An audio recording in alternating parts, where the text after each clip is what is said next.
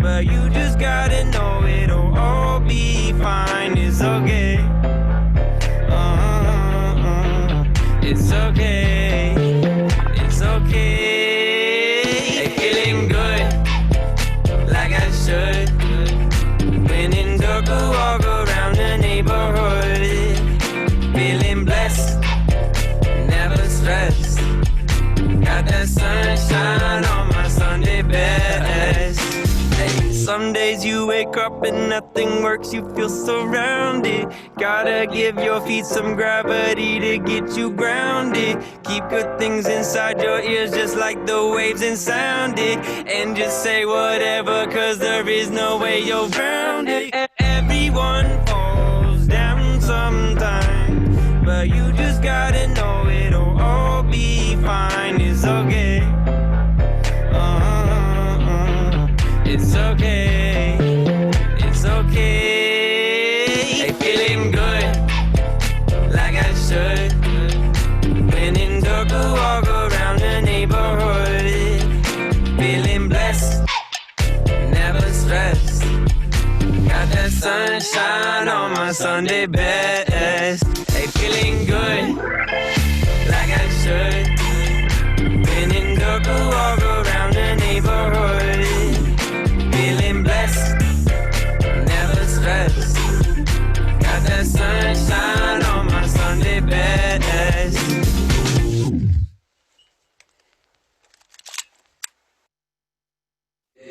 Today I'm in a good mood.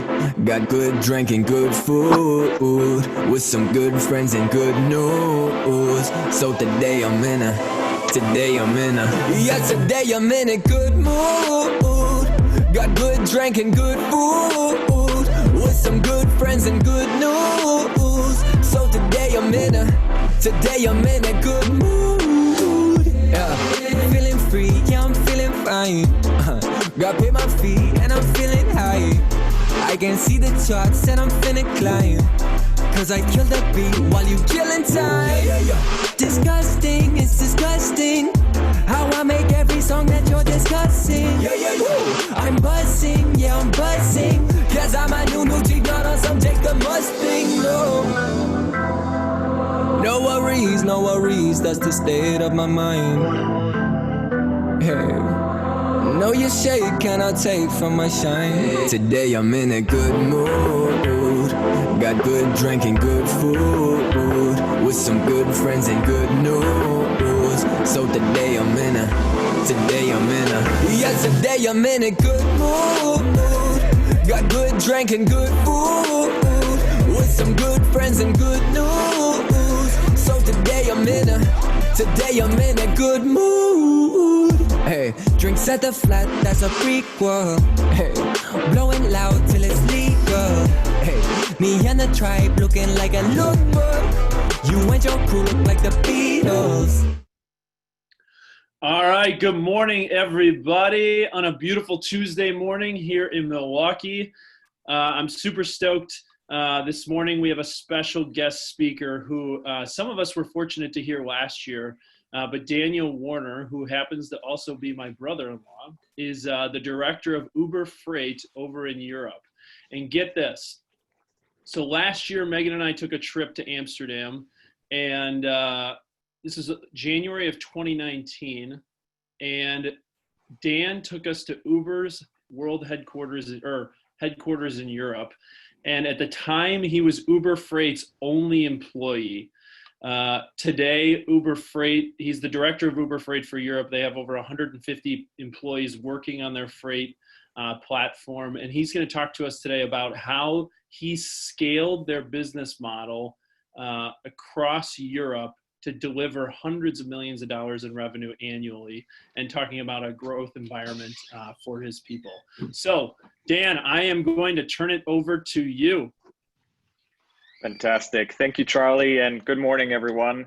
It's exciting to be back just a year later. Last year when I was there, my name was Daniel Buczkowski, but I actually got married and I took my wife's name, so now it's Daniel Werner, and that makes all my introductions just a little bit easier to write down. So what I have prepared for all of you this morning is a brief presentation, 10-15 minutes, where I wanted to share with you maybe a couple more unique things that we have done while we were really assembling an airplane while flying it. And my hope is that all of you can take maybe one of those lessons with you, and then I have really achieved what I wanted to achieve. 80, 90 people were able to take one thing with them into the day. So to Charlie's point, when the last time we spoke, that was in August, we just launched the business, and it was a pretty small business at that point in time. It was exciting times. You start something new, it's always fun times. But since then, a year later, this has happened to the growth curve of our business. We've been able to grow every single month on a growth rate of about 2,200%, which is our compounded average growth rate. And what that meant was that we were growing faster than we could even hire people. And as an example, this is how the freight business looks like today. This is how trucks are moving across the continent. And you can see that dense area in the middle of it. That's where the Netherlands is, and that's where we started. But now we even have trips going all the way from Portugal to Greece. And the idea of connecting the physical with the digital, which is what Uber does when you order a ride, is now also happening in the freight business. And to remind all of you what the freight business even is, imagine that you are a big customer. Let's say you're Millicors, and you are sending a full truckload of freight from your warehouses to the distribution center or to the customer. We are connecting empty trucks to customers that need to move freight. That is a $1.2 trillion industry across the United States and Europe. And it's one that we're particularly excited about because the idea of supply and demand, the idea that you very well are familiar with yourself, also holds true in the freight industry. 21% of trucks are driven empty today on a per mile basis. So that's how the business looks like. And to Charlie's point, when we started, it was only really one person here. And that lucky or unlucky person, depending on how you want to look at it, was myself.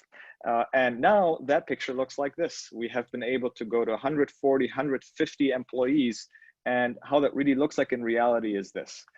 When Charlie and Megan were in Amsterdam, I showed them this picture. I kind of had to rep the Uber Freight brand in the broader Uber office of over 1,000 employees. And all I did was printed a little piece of paper. I stuck it on a table and I said, from now on, this is the Uber Freight headquarters. And every time we had interviews, I would take them over and I would show them what the garage was for Steve Jobs is hopefully that little table with that little signature plate in Amsterdam. And now today, so this picture was taken in December, we have a broad base of employees coming from the industry, from technology. We have a diversity rate of 47%, meaning we're almost a gender balanced organization, which I'm very proud of. And in this picture, if you look closely, you will even see that I'm representing Wisconsin. We were celebrating Christmas, and the only sweater that I had that was closely resembling that was the bright red Wisconsin color on the bottom left. So what have I learned during this time, and what is there that I could potentially give you on your way? The last time I was here, we talked very broadly about Uber, how it approaches businesses. And I think while that was exciting to hear about, it may not have as actionable. So we'll go through 5 lessons and hopefully one of them will be exciting for you. Let's start with the first. Seems obvious, but understand your growth drivers and limiters. And what I mean by that, all of you are running successful businesses yourself. You are running together with your team in an environment that enables you. But surprisingly, putting it down on a piece of paper of, hey, what really drives my growth? What is my revenue? Where does it come from? Does it come from particular segments in the market, from particular professional services that I'm offering? Where is the revenue coming from? What is the split of my overall annual revenue that particular segment is driving? And how can I accelerate that? For example, if I put in $1 of marketing, does that accelerate particular growth? And if yes, by how much and in which channel? Putting that down on a piece of paper is incredibly exciting. And if you now are able to look back a year or 2 or even 3 years, you will start to see amazing trends in your different revenue streams. But the second question is also, what are your constraints? And in most instances, the constraint will be time or people. If you are growing a business by yourself or in a group of people, at some point in time, you will hit a ceiling, and you will need to understand at what point in time you have hit that ceiling, because then it is time to start looking to optimize your processes to basically create a plateau of growth and then go on to the next stage. And understanding what kind of constraints you have ahead of time will make you identify them way ahead of time when they happen and enable you to move fast when it happens. So, and as a reminder, last year I talked a lot about the flywheel. If I start with offering volume to carriers, carriers will be using the platform. And if more carriers are using the platform, I can build a dense network. And if I have a dense network, I can offer more reliable service to customers. And more reliable service to customers will result in more business, which will perpetuate that little wheel here. And if that wheel starts spinning, we'll also have other side effects here on to the left. Draw that flywheel for yourself. Don't draw it for the entire Keller Williams business. Draw it for your portion of that business to understand what your flywheel looks like and what the effects are that you can perpetuate. And once you've done that, then kind of the boring work starts. I'd want you to put it in a spreadsheet, and put it in a spreadsheet starting all the way at the top with what is the revenue I'm driving. And here's an example from one of my business lines. What is the revenue I'm driving? What are the cost lines within that? And how do I think that will happen and pan out over the entire year? When I, as a manager, create that plan, that would be considered a tops-down plan. That's what the business thinks you can achieve. But I also ask all my team members and my managers to create what I call a bottoms-up plan, saying, what do you think you can achieve? We do those exercises in parallel, and I ask them, what do you think the overall opportunity is? What are the subsegments? What are your growth channels? And how do you think relative to the market you will be able to perform? Doing that homework once a year and then revising it every quarter will put you in an incredibly strong position to understand what success looks like. Okay, so that was number one. Number two, set an operating rhythm and follow it religiously. What I mean by that is we all live incredibly busy lives. The business has needs, our private lives have needs. So it is important to kind of create a routine that you can stick to. And a very simple one that I want to outline for you is how we actually run our business at Uber Freight. So it starts at the financial year. It's the fiscal year. It typically runs from January to January. And that's where you really plan the big ticket stuff. Your plans, your targets, your budget. You want to look at how well do I think I'm going to do compared to the last year relative to the market. And you leave it at that. You create that plan once and you start running against that plan. And on a quarterly basis, I want you to plan, to execute, and to analyze against that plan. And what I mean by that is every quarter for us has 3 stages. Month 1, we set quotas, we set the budget, we align all our teams against what we want to achieve in the quarter. In the second month, all eyes are on execution. We're running against the plan, sales is working hard, marketing is releasing features that will help sales deliver on the promise. And then in the third month, we continue to execute, but we're now starting to look ahead to the next quarter, almost in an 80-20 split. And you keep repeating that on a quarterly basis, and you get into a very nice rhythm that brings together many organizations that are supporting your business. On a monthly basis, it means that we don't have to do that. On a monthly basis, what we want to understand is, what are the trends that we're seeing? Do we have to change course a little bit? Do we see our growth rates slow down? Do we see closing rates climb in certain geographies or not? This is where you want to go a little bit more tactical, but still keeping a broader trend across the business. And then you get to the weekly cadence, which is where you want to measure your input metrics and your output metrics. How many calls am I making? What's the weekly revenue? Am I seeing particular swings between those metrics? And at that point in time, you don't need to understand what the impact of those is. You just need to monitor if something is going into one or the other direction. If you follow those steps, I guarantee you, you will know your business inside out. And I'm pretty sure that you have a very similar way of operating your business. But I felt it's worth sharing how we do it. And quite frankly, it's not rocket science, as you probably all agreed to. Here is a screenshot of one of the weekly business reviews we're doing. And that's, for example, where I have the manager from a particular team come in. We look at weekly metrics and we're highlighting trends and we're talking about those trends in a structured way. It's a 1-hour meeting every week where we go through the entire business and look at input and output metrics. Whereas on a monthly basis, format looks different. We're writing things down. We're going to be more thoughtful about the analysis. And we're going to point out longer term trends. Okay, let's talk about learning number 3. If you don't bring data, my opinion always wins. And what I mean by that is too often I sit in a room where all of us have great opinions. And unfortunately, sometimes because I'm the manager or someone else is, that manager will make a call. And if that's a good thing or not, I don't think so. So I'll give you one example. And I made things up entirely. So please bear with me here. Closing rates are lower than usual in Whitefish Bay, and I think we should go all hands on deck to get that back on target. Looks like everyone else is going to Fox Point nowadays. If that is a very common statement that you would probably hear in one shape or form or the other. Now let's look at the second example, and I'll let you read through it.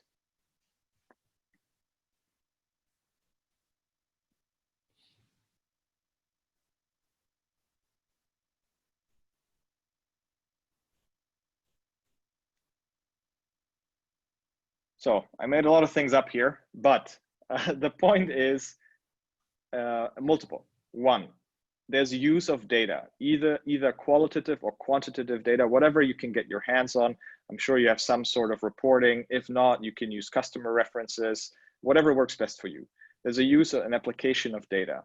Secondly, there's no book reporting. So it doesn't just say, hey, the market went down, but it said, hey, the market went down because this happened in the background, or we believe that that particular thing that happened over here has had an impact on that particular situation. The third point is that it understands the root cause. We hear that listing prices are going down in one area, but the reason for that listing price going down is actually something that happened all the way in a different area or different region of the market. So it really goes down to the root cause and understanding that in the different root cause there was growth, and that impacted our situation here. And lastly, it suggests actions, one or multiple, and it not only suggests actions, but it also outlines their impact. And if you argue that way, it takes more time to do, but what will happen is you take subjectivity out of the equation. You can obviously supplement some of your opinion, but the level of discussion and the quality of decision-making increases significantly, and the number of great decisions you're going to take is going to increase with that as well. Okay, moving on to number 4, build and expand an ecosystem of expertise. And I think that is already happening, but I felt it worth putting it in. So the European Union is 27 countries. And we right now, in an example here, we have outlined 4 countries: the Netherlands, Germany, Poland, France. Instead of building out the same type of expertise in every market, we have built operations-focused teams in each of these countries, but we have created central expertise that supplements their expertise across the entire set of operations. So on the left, you see the countries. On the right, you see functions: paid marketing, compliance, support, finance, or even fraud, which is unfortunately very common in road freight. And what we have created is we have hired one person in fraud, and that one person in fraud is sharing their expertise with the entire operations team and is creating processes that all of these markets can tap into. And that is the difference from going from having multiple people with additive skills to one person multiplying this skill across the entire organization. And I actually had a chance to see this org chart here that Charlie sent over. And I love what I'm seeing because essentially that is already happening. And my question to all of you is, beyond the support that's already there, what capabilities do you think are missing? Or do you yourself have one capability that you think is very unique and could be of value to the rest of the organization? And if yes, have a conversation of how we can free up time for you to be able to multiply that ability across the entire organization. The simplest example is if suddenly there's an influx of Polish speaking buyers and 2 of you can speak Polish, I would love for those 2 Polish speaking specialists to write a playbook that can be applied by everyone in the entire organization, multiplying their abilities. And moving on to the last one, which is a very important one when working in a situation where there's a fire every single day, which is practice emotional intelligence. And I want to outline a little bit what I mean by that. So I think too often we downgrade emotional intelligence to one factor, which is they are very eloquent or they are good with people. But there's 5 elements to this. And something that I give my managers as homework every week is I want them to practice one of these elements every single day over the course of the entire year. Self-awareness being knowing one's strengths, weaknesses, drives, and the impact of your work on others. For example, I know that me asking for a lot of data creates a certain amount of stress in my team, and I have to understand that in order to action that accordingly. Second one is self-regulation.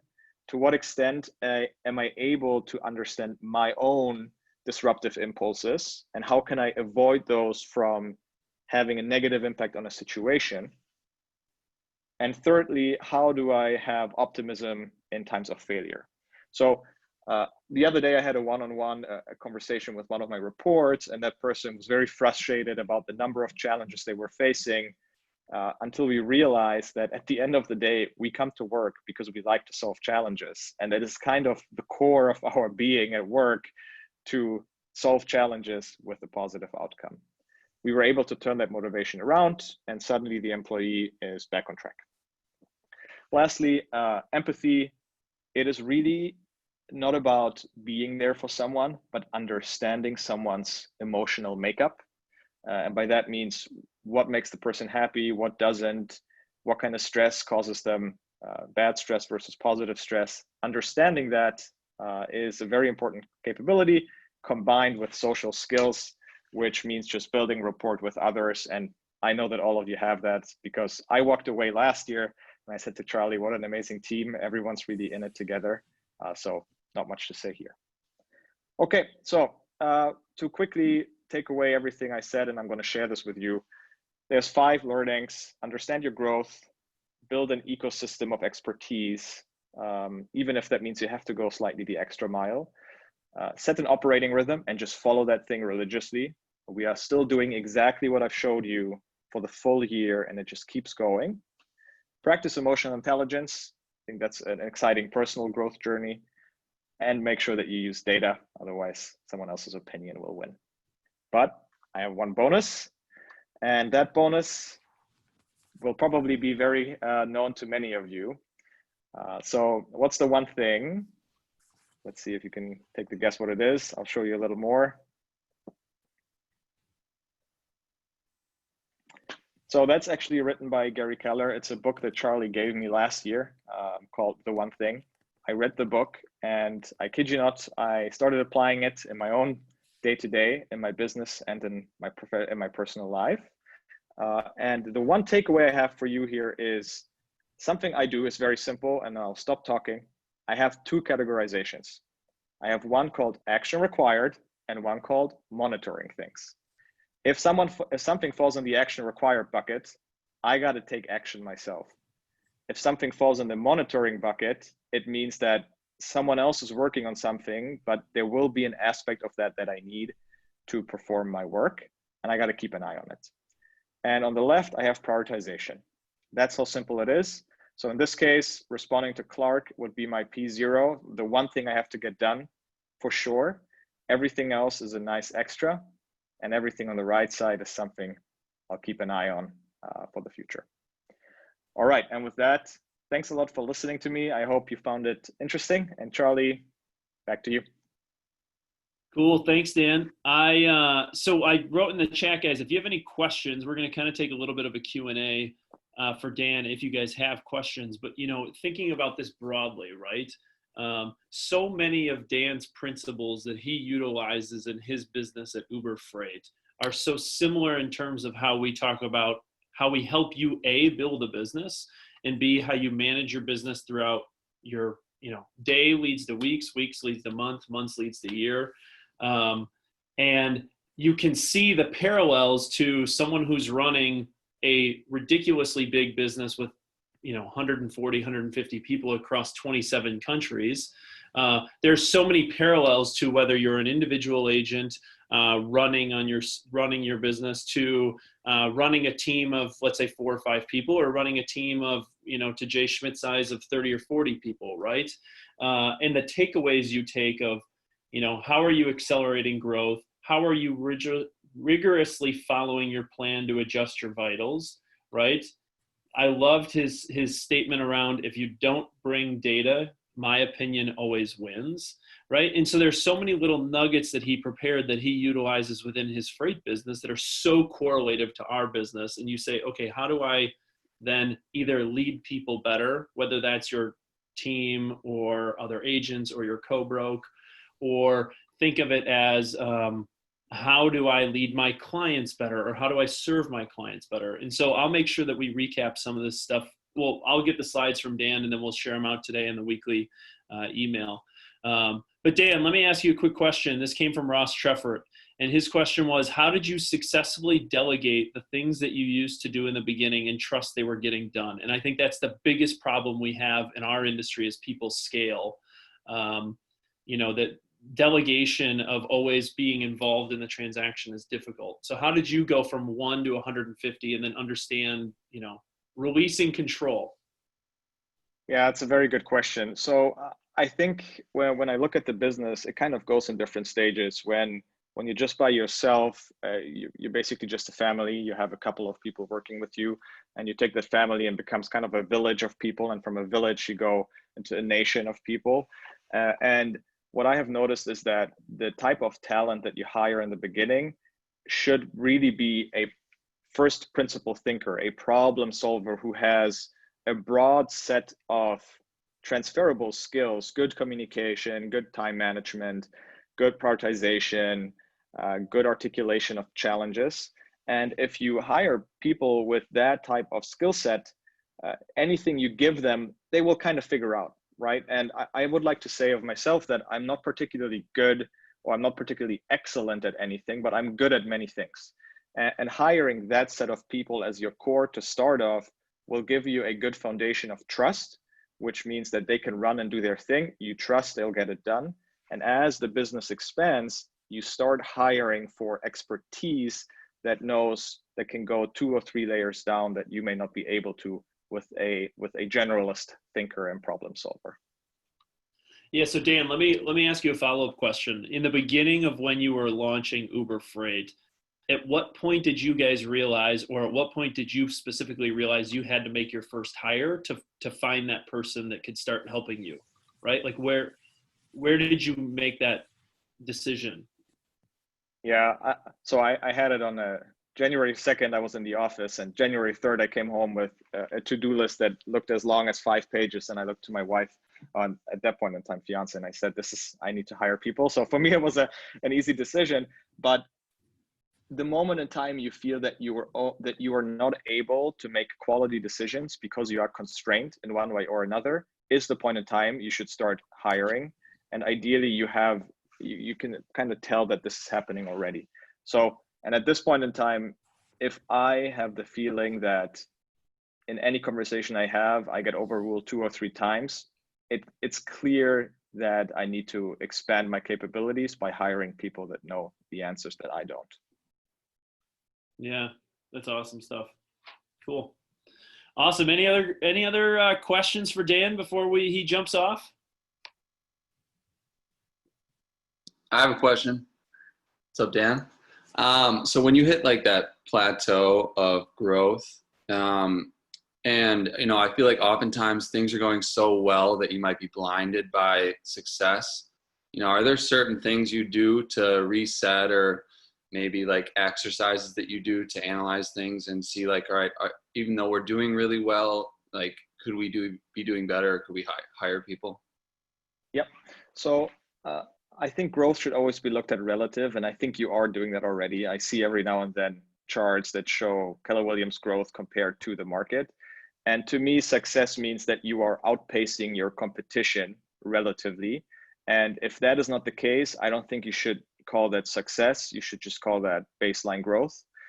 So anytime you get to the point where you are growing at the same pace of your competitors, that is the point in time where you should evaluate if the growth channels you have are the right ones, if it's time to potentially change some of those growth channels to faster growing or slower growing channels.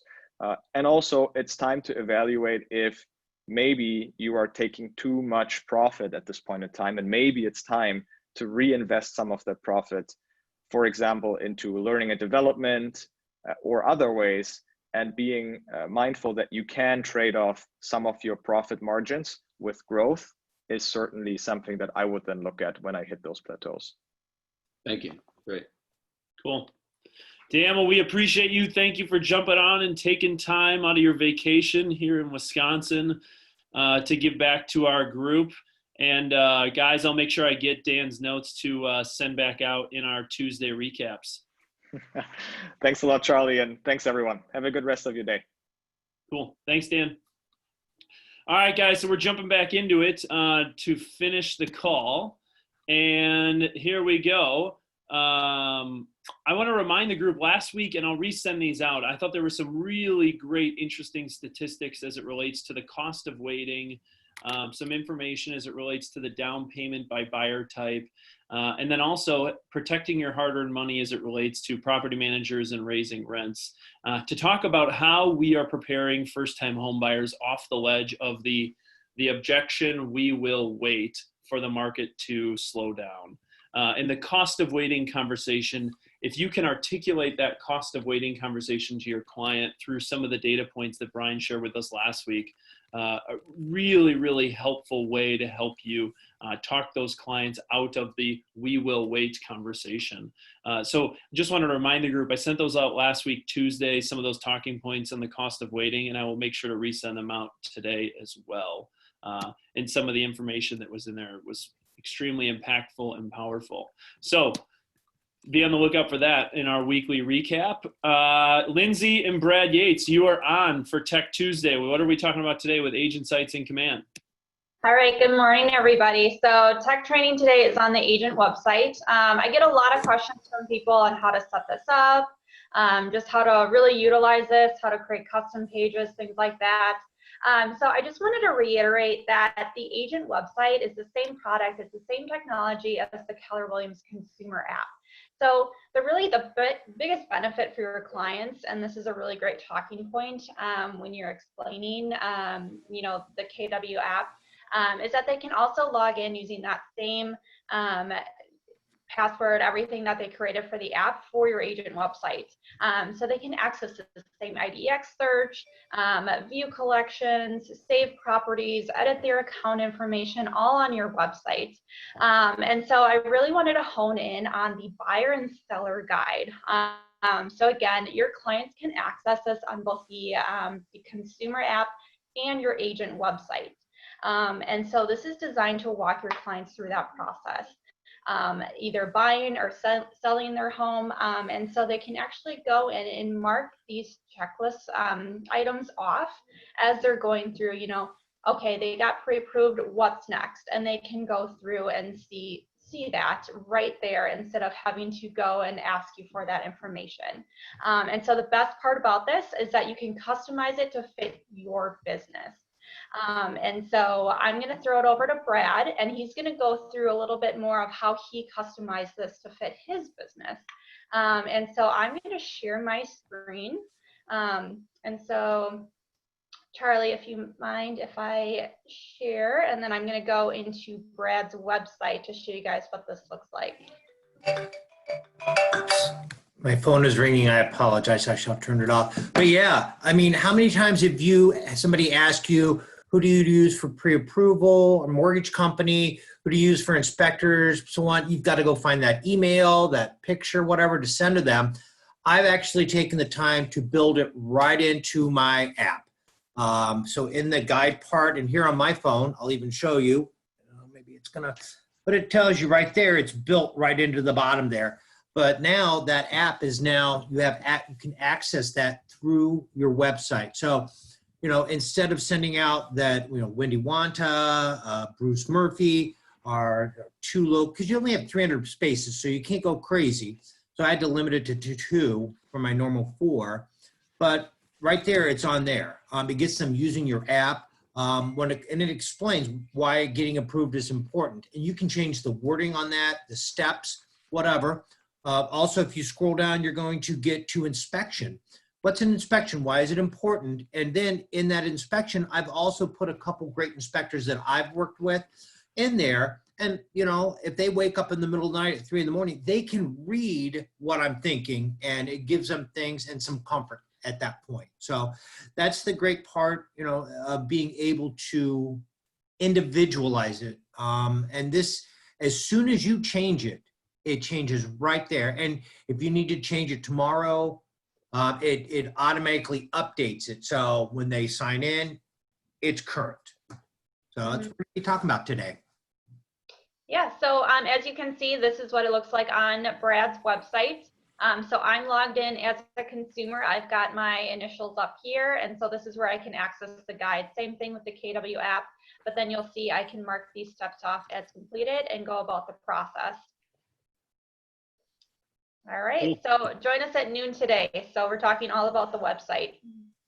Awesome. Great way to leverage and utilize the way to be over communicative in the process and set up a really effective timeline for your clients throughout it, so that they know where they stand, especially knowing that 40% of the buyers in today's market are first-time home buyers. So what is the steps in the process, and how do you utilize it, and how do you leverage technology so that you're not constantly being inundated with these questions? So check that out today with Lindsay and Brett. Cool. All right, guys. Next up, Kimmy with compliance updates. Good morning, everybody. I first want to talk about the mask mandate that went into effect on August 1st. So as you all know, as of August 1st, we all must be wearing face masks while indoors. And this is until the end of September, as of right now. Under this order, technically masks are not required for most showings and open houses because the order does not apply to private residences. However, we need to continue to be mindful of the sellers and buyers' wishes. If the seller says they want everybody to wear a mask when they're in their home, you must wear a mask. So I get the GMAR sent out an email earlier this week that they've received a lot of reports from other listing agents and angry sellers upset that showing agents and buyers are not respecting their request to wear masks. So again, if the seller's requesting to wear a mask, if you're seeing that in private remarks or in the showing instructions, please wear a mask and encourage your buyers to do the same. Hey, Kimmy, I'm just going to stop real quick. Yeah.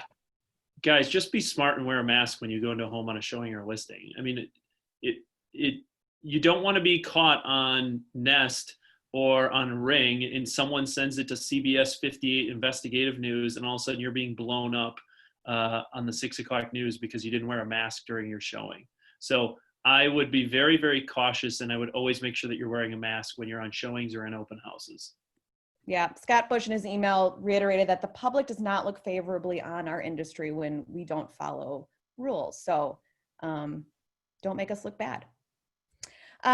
You guys are going to absolutely love me. I never get to deliver great news, but I get to deliver some really nice news today. So next slide, Charlie. As most of you know, the offer to purchase, the WB11, they're released like a take 2. This was just updated in January, but they've released a new version of it. You can use it right now. It's in zip form. It will be in DocuSign soon as well. It has a mandatory use date of September 1st. So as of September 1st, you must use the new one. Some of the updates include, they updated the definition of fixtures. It now includes the receiver components of in-ground pet containment systems. They added a few pieces to the conditions affecting the property, and we're also going to see these changes soon with an updated real estate condition report, which include that sellers must disclose if there's any agreements, lost my screen, any agreements binding subsequent owners, such as a lease agreement. They also must disclose any other defects, such as drainage easements or grading problems, excessive sliding, settling, earth movement, or upheavals. And finally, they must disclose if the owner is a foreign person as defined by the FERPTA. So with that, this is the great news. The FERPTA provision has been modified. So A, the seller now must disclose on the condition report or within 10 days of acceptance. They also added a few subheadings for clarity. So there's a whole section. If the seller is a non-foreign person, then this is what needs to be done. If the seller is a foreign person, then these are the actions to take. The best news, you ready for it? We don't have to get that seller certificate of non-foreign status signed until closing. And the intent is that the title company will get this taken care of at closing. So no longer will you need to get that form to the sellers, signed, wet signed, and back to the title company within 15 days or no later than 15 days of closing. It's now being signed at closing, so you do not need to handle this form anymore. I'm actually going to be removing that placeholder in the opportunity, so you no longer need to upload that form anymore. This will be again after September 1st. But great news, because that was such a hassle to get that form signed and create a lot of questions and confusion for people. So I confirm with Jenny Klug, if you're using Focus Title, they will be taking care of this form at closing. If you're using another title company, please verify with that title company that they'll be addressing this form at the closing table. Because if not, then you will probably need to get that signed on your own. So yay, great news. Before I move on to the next slide, I just want to let you know, next Monday, my contract training will be all on the updates of the residential offer to purchase. Next week, Tuesday, I will be covering the updates of the condo offer to purchase at team meeting. And then that following Monday will be a whole training on the condo offer to purchase. The WRA also has a ton of short training videos that you can watch that covers each, basically every update that they've done to each form. There's a short 1, 2, 3 minute video, depending how lengthy the topic is. But I encourage you to go to the WRA.org, look under the resources tab, transactional, form update. You'll see all those videos there, but I will be covering these new forms in our contract training coming up this month. Cool. Last, yeah. Can we just give Kimmy a huge shout for the positive news around FERPTA? I know it was a huge pain in the ass, and that we were working behind the scenes to help with WRA, and Corey Lamont help get this done, and Kimmy was a big part of it. So Kimmy, thank you for all your help in helping us fix that issue. You bet. The last thing I want to talk about is just a few reminders on compliance and command. So please verify that your opportunity is approved prior to closing. If it's returned waiting for you to make corrections, you will not get paid right away. We will hold your commission until you get everything submitted. So avoid any delays of getting paid. Before closing, make sure you're going in and verifying that your file is approved. And then the other thing that will really help is after acceptance, please update 2 things in the details tab. 1, add that estimated close date, and 2, add in the property address information, especially if it's a buyer opportunity. Most buyer opportunities, you haven't put the address in the opportunity name. So add that into the property info section in the details tab. That will help ensure you get paid quicker. Yeah, guys, the biggest thing here is we want to turn around commissions as fast as humanly possible. And without some of this information, sometimes we get a closing in and it says a name, but we don't know what the property is associated to or when it closed within the opportunity for us to reconcile our books within the green sheets. So just having this information is vital to making sure that we're paying you as fast as humanly possible. And we would appreciate your help in getting that done. Cool. Thanks. All right. Thanks, Kimmy. All right, so now, guys, I'm jumping over to the market insights. And this week, I'm going to take a look at July of this year, of 2020, versus July of 2019. So just the 1 month, 31-day window of this July versus last July, in order for you to better understand the trends that are going on within the marketplace, for you to be the economist of choice for your clients, right? And as Dan so eloquently said this morning, is if you don't bring data, my opinion always wins. So bring data to your conversations and be the economist of choice. And let's take a look at what July 2020 looked like. And this is the tale of good news, bad news. So I'm going to start with the bad news because I always want to finish on good news. When you look at it, this is the first chart here is for sale total inventory across the market. So you can see here last year in July, there were roughly 10,500 homes for sale. This year in July, it was roughly 8,400 homes for sale, right? When you take a look at that, total inventory in the month of July was down 19% just in the month of July. You can really see here when we usually have our big spike of inventory that shows up in the April into summer time frame. Again, as we've talked about week over week, the total inventory continues to remain suppressed. When you compare it this year versus last year, there were 2,000 less homes on the marketplace this year than there were last year. That's a significant reduction in total inventory. But the interesting thing is, despite the total reduction in inventory, there's some positive news, so stay tuned. When you look at it from a months of supply standpoint, the reason why we look at months of supply is months of supply to have a really balanced market for both the sellers and the buyers within the marketplace is they like to have 6 months of supply. You know, last summer and last spring, we really had had been historically a seller's market because the months of supply was at 2.8 months. Well, in July of 2020, knowing that total inventory was down around 19% or roughly 2,000 units less, you can see that the months of supply really significantly tightened even more down to 1.9 months. Again, a balanced market is 6 months. So when you consider that, it's a 31% reduction in terms of the months of supply. Now, it went from literally essentially 3 months down to 2 months, but still, it's a significant reduction that continues to constrain our total inventory market. Now, knowing that though, here we're going to take a look at new inventory units, right? So what I did is I said, okay, I can tell you where we were in July of 2020 versus July of 2019, but let's just take a historical look back of what new inventory units look like over the course of April, May, June, and July, right? So when COVID really started to hit in March, you can see new inventory that was brought to the unit, new inventory units brought to the marketplace in the month of April was really hit hard. In the month of April, new inventory was down 35%. Okay. Well, as May came along, people got a little bit more comfortable, yet new inventory was down 19% in May, but still a significant trend improvement from April to May. As we got to June, it was only down 10%. Again, still significant improvement from May to June and really from April to June. And then when we got to July, new inventory was down 8%, right? So, when you look at this and you say, okay, what exactly does this mean?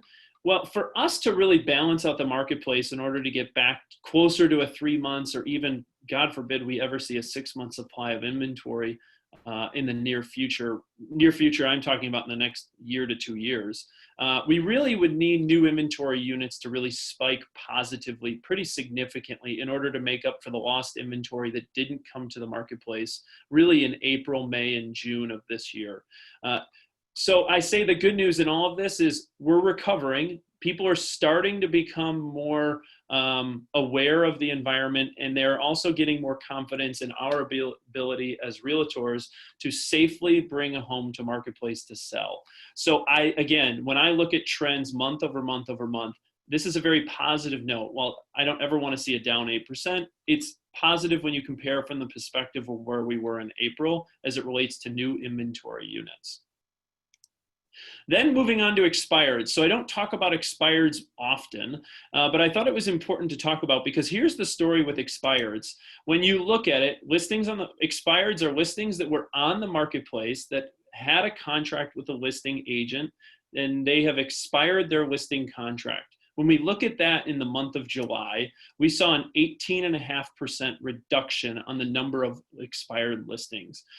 This is telling me, again, is the marketplace remains very, very strong. And when you see expireds really declining, it means that you guys as listing agents are doing a really significant job of getting homes listed and sold at a fast pace, because as we see expired spike, like we did in the spring, it was either one of two things. Either one, demand had really fallen off a cliff, which we saw for 30 to 60 days, or two, sellers were just removing their listings from the marketplace due to the pandemic.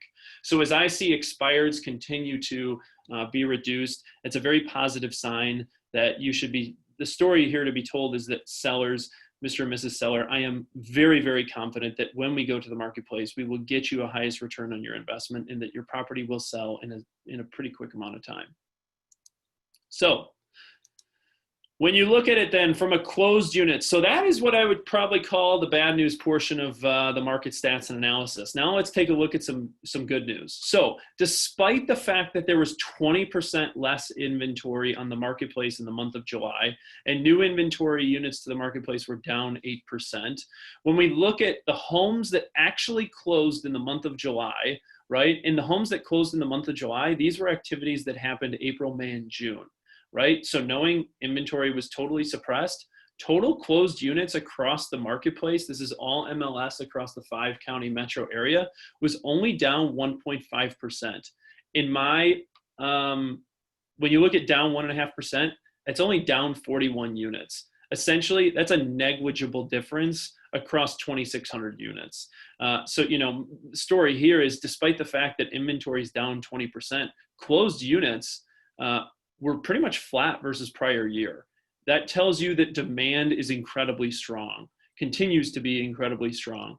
So now let's take a look at units that went under contract. So this is what I would call our lead metrics. So the units that went under contract, you will typically start to see close in August, September, October, depending on the horizon of the closing, right? Units under contract in the month of July, despite the fact that there was 20% less inventory, was up 19.7%.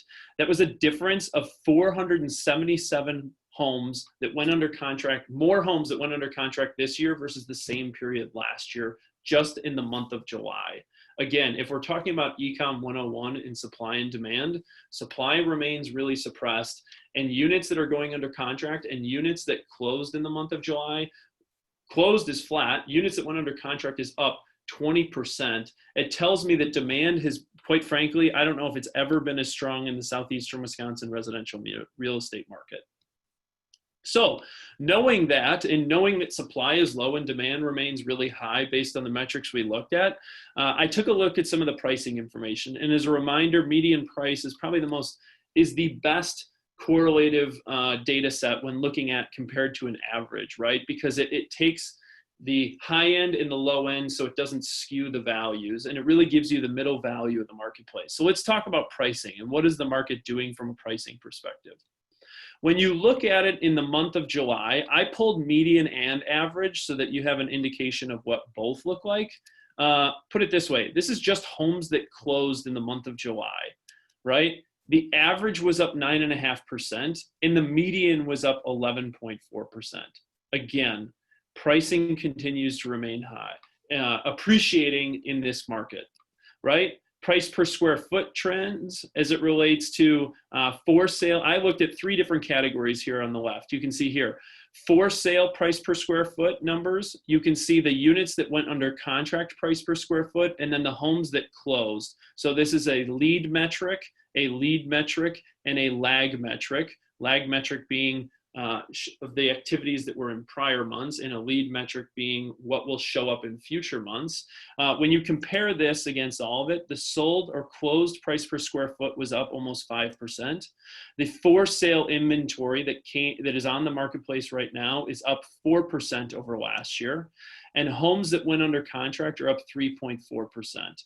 Again, looking at this as a lag metric, lead metric, very, very positive sign as it relates to demand and its impact on pricing for your sellers to see a really, really solid return on their investment of their home. So I have all of this data, and as Dan, I love the quote he said, if you don't bring data, my opinion always wins. And you're at the grocery store and you run into someone, or you are out walking your dog and they say, holy cow, what is going on in the market? What's your grocery store pitch, and how do you utilize the data that I just presented? Here's your pitch boiled down to 15 seconds. Home inventory remains extremely suppressed. It was down 20% in the month of July this year versus last year, right? And new inventory units coming to the market has improved tremendously the last several months as more people are getting comfortable, but it has not offset enough to fix what was lost in the spring, right? There's two nuggets in this too. Sellers are more comfortable with today's environment, and one, and two, realtors have done a good job reassuring clients the precautionary steps taken to safely list and show homes, right? That's a positive sign. The next one is homes that are deciding to list are selling. We know this. Why? Because expired listings are down almost 20%. Despite suppressed inventory, closed units were essentially flat in July.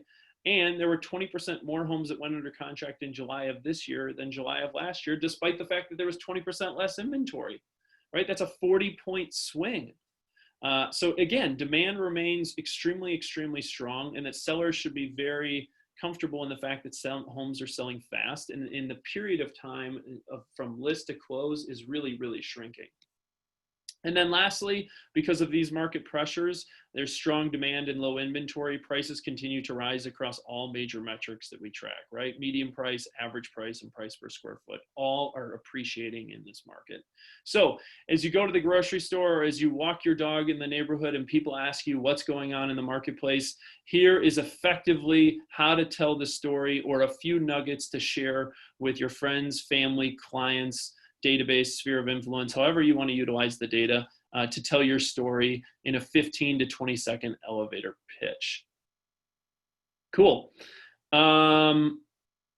Yes, Kathleen Wooten, price per square foot chart just to show between 100 and 180, so it's a little more zoomed in, hard to tell the changes. Yes, absolutely, I can send that in the follow-up. And Kathy Popovich asked if we have any data about homes that are going under contract but then fall through and come back on the market. Yes, I will dig into that as well, based on essentially homes that go under contingency status within MLS and then go back to active status within the MLS. I will make sure that we do some research on that to provide to you guys next week. Cool. Awesome.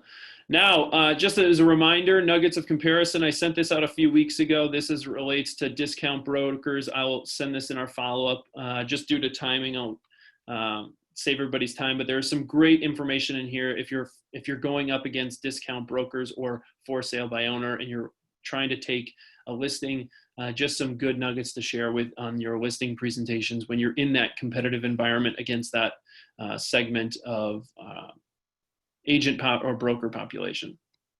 All right, and then reminder is every Tuesday after team meeting, either myself or Diana send out a follow-up email with everything you need to know in one place for the week that was shared at team meeting. Just want to make sure, again, guys, I only send maybe 1 or 2 emails a week out to the group, if that, and I really try and boil it down into one place where you need all the resources. So make sure that you're checking out this email that gets sent out every week, Tuesdays after team meeting.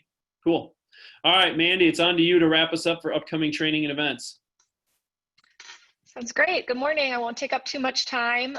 Just a reminder, if you missed anything, the YouTube channel can be sorted by playlists if you missed that last week. So just click over to the playlists tab and it's a lot easier to find what you're looking for. And then on the training calendar this week, today is the start of Bold. So if you haven't signed up, you can click the link in the training calendar, sign up today. It starts this afternoon. And then we have MLS training tomorrow with Jared from MLS.